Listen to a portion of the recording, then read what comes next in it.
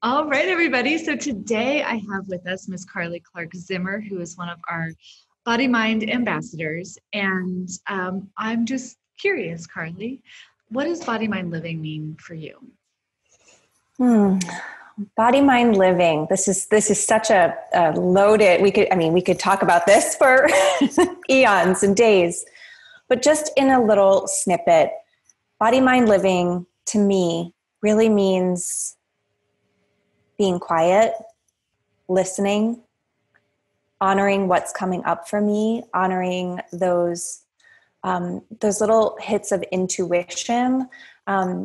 I was thinking about this question, and it almost feels like you have a board of directors and everybody's on your team, right? Like your intuition is just there, and you have like all of these different opinions, but they're rooting for you. And then you have like the tools to even navigate through that one or a handful of like those members that maybe always want to veer on the side of caution, right? And we call them our gremlins. Okay. But Yeah. it's like knowing that everybody's there at the table and that everybody is there and they have your best interest, and knowing how to navigate that.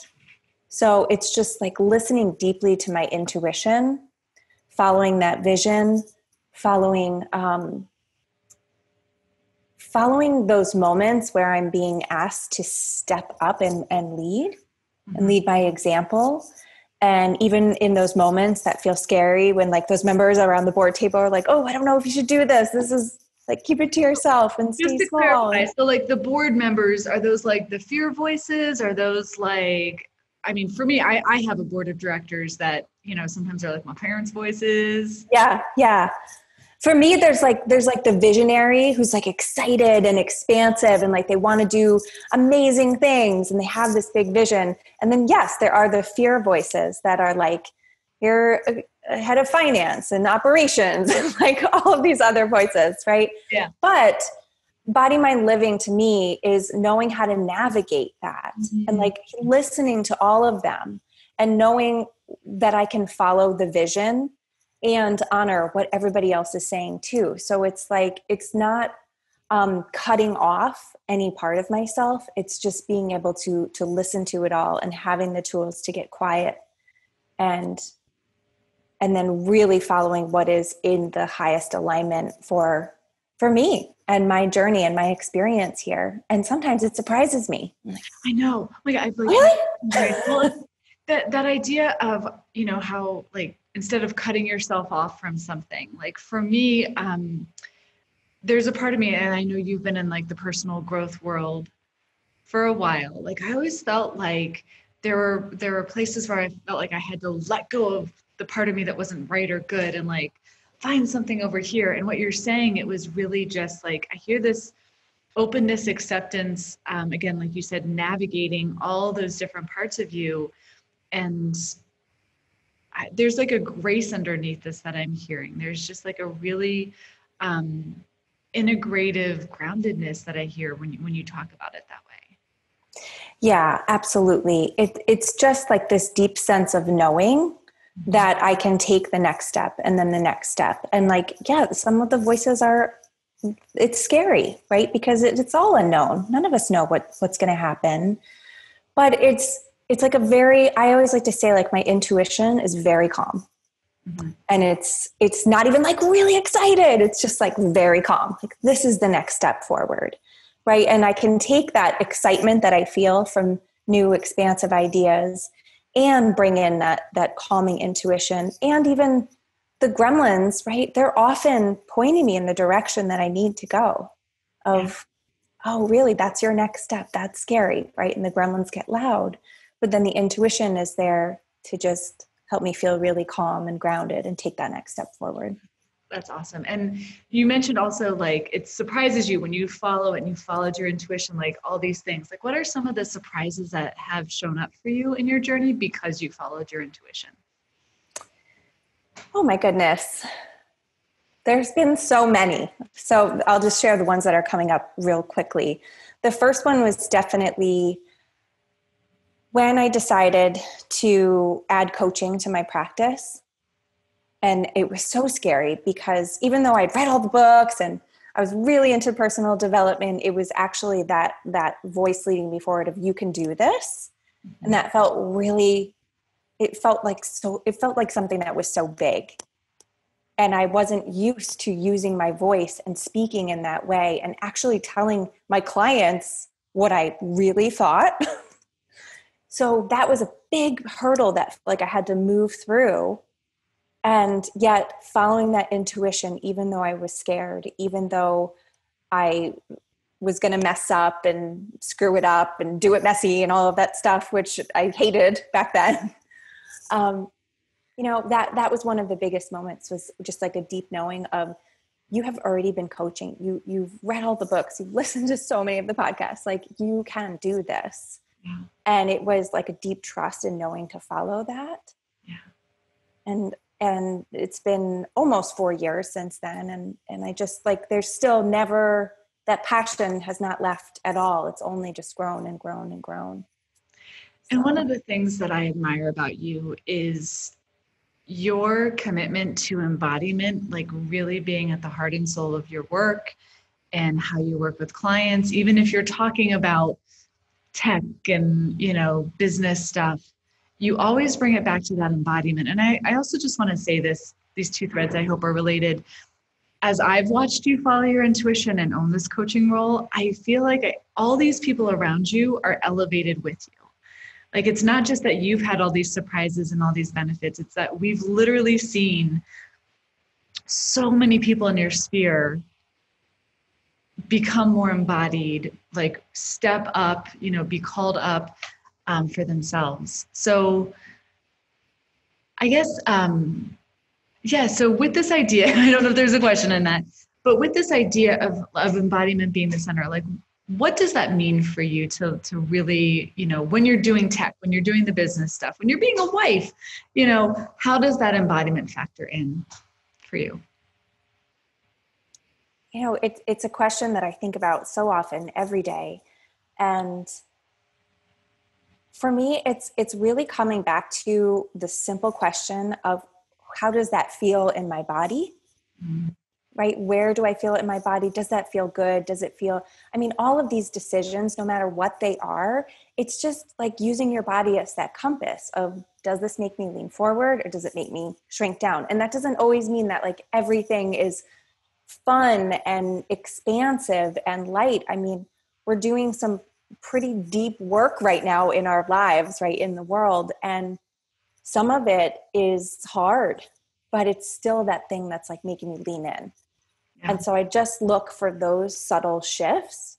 And that goes with anything from the tech setup, from, decisions that we've made to move here to Ireland, to even decisions on how to navigate through like this world we're living in right now, right? It's like sometimes the decisions can be really tough to make a call, and it's just...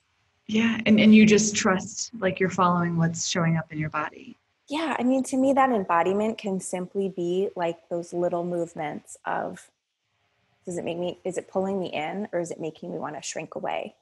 Yeah. And I think embodiment, sometimes it's like, and yes, I run, I meditate, I do all that stuff too, but I think we can actually bring it into our day-to-day, moment-to-moment experiences by just like tuning into that energy of, is this making me lean in or is this making me want to walk away? And so just two things that I'm really hearing in this, like, one, it's yes, do the big work, but like, it's those subtle moments where it's like, I'll be working on something, I'm like, oh, wait a second, like, you need to shut down the computer, or I'll read something or hear something and totally like feel my entire body open. And I'm like, oh, this is a yes, right? Like, when I saw this image of a magazine, I was like, this is a yes. Okay. Mm-hmm.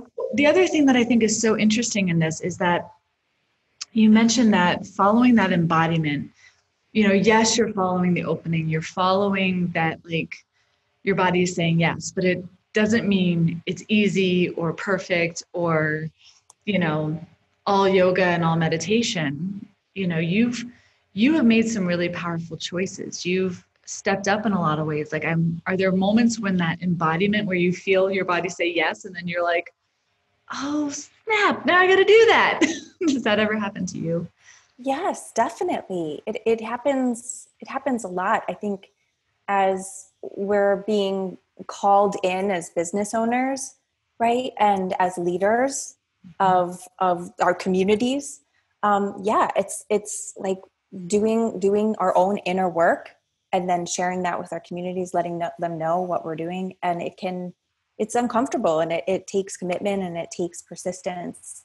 Um, but sometimes the other little piece that I'll use is, well, if I don't do it, how is that going to make me feel? Right. And so that's another way to just be, well, if I don't do it, oh my goodness, that really doesn't feel good. So Yeah. that's another way that I can really tune into where is my body, which direction am I being really drawn toward? It's just thinking about those experiences and really the choices that I'm making. I like literally in this moment, you are demonstrating it. You're like, I'm seeing how deep, do you guys all see this? You're so connected to your body. And it's like just little choices of those yes and no's, following what is naturally showing up to you and how much of a skill that is. And I think that's the heart of this work. And it's, to me, this is one of those, like, it's simple, not always easy. Like it takes that refinement. It's Practice. trusting it. Yeah. Yeah, and it literally happened to me last week. And so I'm a generator in human design. So when I get going, I love to keep going. And I literally had so much on my calendar in one day, and I was just going to push right through. And I had the intuition, that moment of, wait a minute, let's pause for a moment. Does this need to happen right now? And my body was like, oh, no, this definitely does not need to happen today, right? And in fact, if we give a little bit more spaciousness around it, there's an opportunity for the thing that I was going to do, that it would be better. It would be more beneficial to the people that I wanted to share it with. So it's like in those moments, rather than just like check it off and get it done and push through and grind it out, it's like, whoa, push the brakes a little bit. And there's more space. There can be more space, right? That doesn't have to be, and it's still my dance. Like I'm still practicing it every day, because my like brain wants all the things off the to-do list. So I think that, I mean, again, this is such a, like, so specific of an example of, a lot of times it's like, check the things off, or have your time managed right, or put everything into these time blocks. And it's, yes, those things are helpful, but the real thing that's going to make it work, that glue, is those moments where you're like, is this what I want? Does this really feel, is this going to help me feel the way I actually want to feel? Or is this just going to leave me in the same cycle, the same thing over and over again? And like literally perfect example, and y'all watch her, because she's doing it. Like, you're doing it. That is a skill that if you can start to practice, that will literally change your life. And I'm curious, for anybody who might be starting their journey or kind of getting into this, like, body, mind, what? Do you have any insights for them? Any advice just for their journey?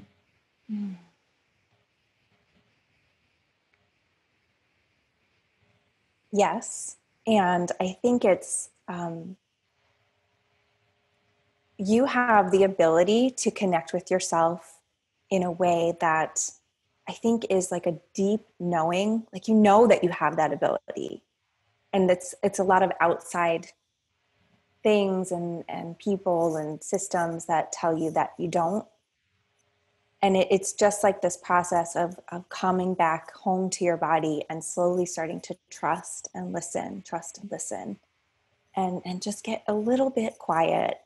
And that is the thing that can start to make that, you taught me this, Laura, right? Like that 1 degree shift, and which will change the trajectory of your entire life.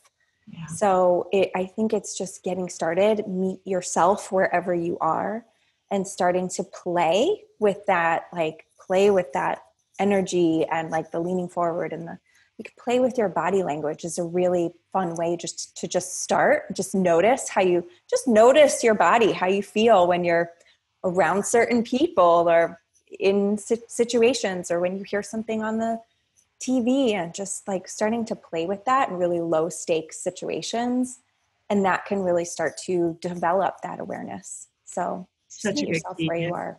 Yeah.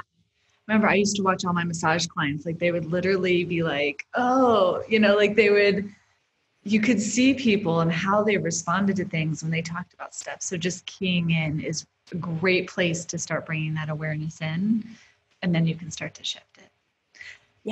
Yeah, absolutely. And just like notice the things that make you excited too, and start keying into that, because I think that's something that, I don't know, that's been another piece of this journey, is following the things that feel exciting and fun, and wouldn't it be cool if, and just going from there. So yeah, just get started wherever you are. I love that. And it's been so amazing and such a gift for me to witness. I mean, I've known you now for what, 4 or 5 years? Yeah, it's been a while. um, and I don't remember life pre-BodyMind anymore. It's been so amazing to watch you literally embody every step. And I think you are just this poster child of like, literally, it's like, I watch you come into that stillness. And then, and I think, you know, we were talking earlier about the paradox. That stillness is not the absence of things. That stillness is like the fullness of it. And I see you come into stillness, and then it's like, whoa, you know, you take that next step, you put that next thing out there. Like it has always been an honor that I get to work with you. And I'm just so thrilled that, you know, more people get to know you and your work and witness you in this work. Because I think both of us would say this, you know, we're not here to be perfect in, hey, but this is what Body Mind Living is. We are very much students, and I just really appreciate your commitment, and you're such a gift. So thank you, Carly. Thank you. There's just one more little thing that I'd love to add, is that, Please. and one of the reasons that I love to share this work is because I still feel so close to where I was in the beginning, even though it's been, you know, 4 or 5 years. I still feel what a struggle it can be to be like being pulled in the way that we should be acting, and the way that we want to move forward in our lives. So that's one of the reasons I think you and I both, right? We know it so well, like where you watching this might be coming from, and where you can be if you just get going on that road of listening. So Yeah, beautiful. Well, thank you, Carly. Thank you. All right. So fun. Bye, everybody. This is Body Mind Living with Laura Wieck. Thanks for watching.